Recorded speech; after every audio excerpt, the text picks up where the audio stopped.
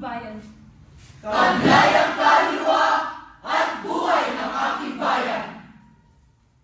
Ako, sila, Kami, ako at sila kami, ang siyang magiging daluyan sa pagpapayaman ng kulturang aming nakagisnan. Ligaya, pag-asa at tulasyon na siyang pinamulatan.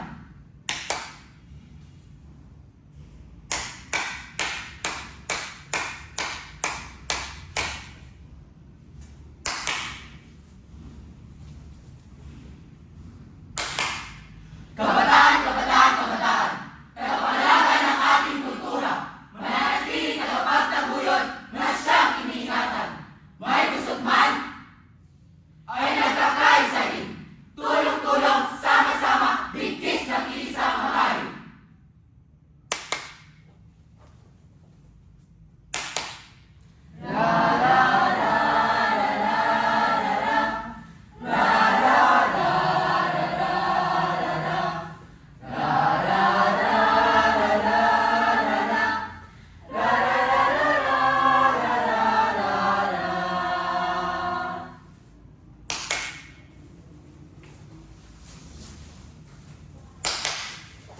halina't lumahin ang sangkitang iisnan ko. Damahin ang hangin, napaka-presko. Balikan ang mga alaalang binago ng oras. Galugarin ang natatangi nitong hiyas.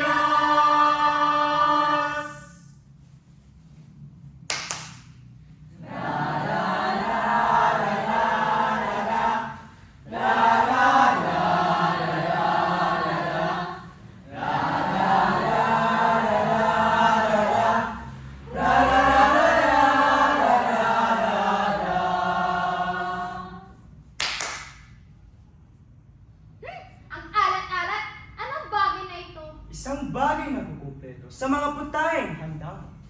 Asin ang Pangasinan, Pangasinan asin para sa'yo. huwag mo lamang sobrahan at pakaibay na bato.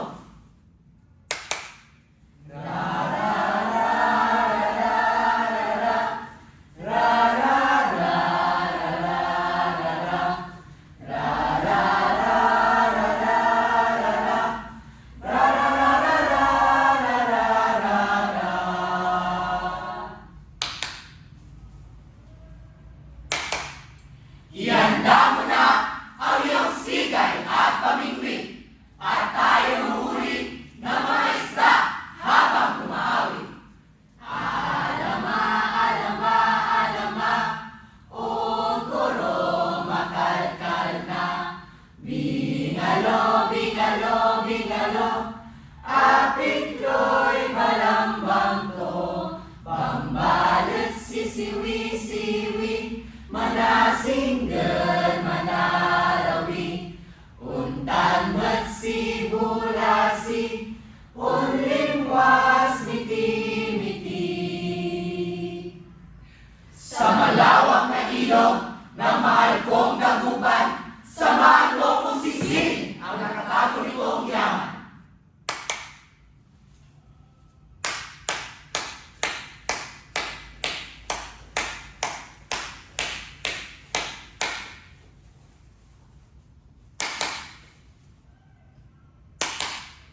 Kultura na sinasabuhay magpahanggang ngayon.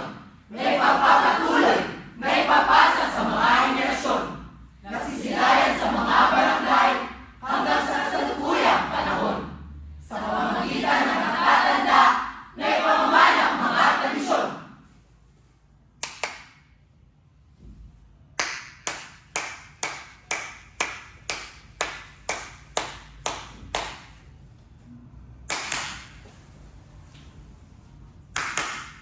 Malabong hindi may sama, literatura at mukha ng masa.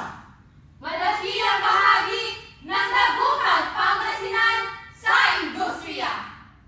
Naging mukha ng sining at literatura.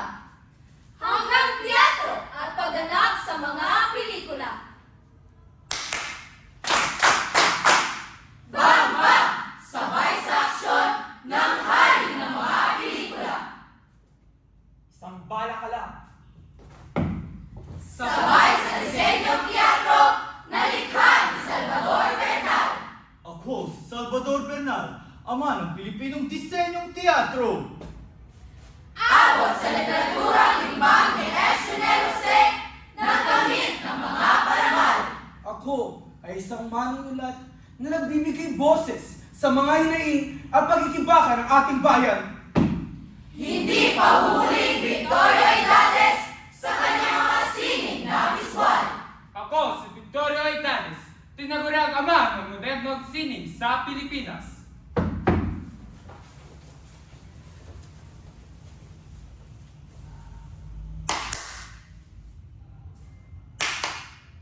Pagkulay na ako ay sinilang sa bayang nakapagtaguyod ng sining. Sa kanilang galing, kaluluwa ng kultura at sining namin masasalamin. Ito ang hiyas ng batang Pangasinan at batang Tagupeño. Pagkakakilala ng bayan ko at ng sambayanang Pilipino.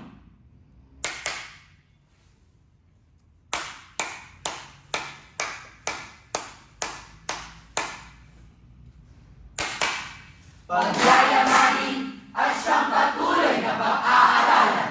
Ipagmamalaki, kahit kailan, kahit saan. Tatangkilikin at isa sa buhay. Dadalhin sa aking pagtanda, dadalhin ang pamana ng nakaraan.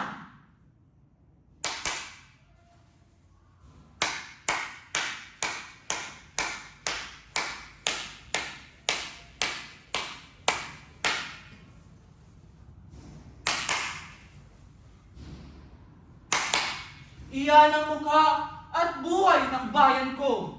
Mula sa galing at talento, yamang kalikasan at yamang tao. Iyan ang mukha at buhay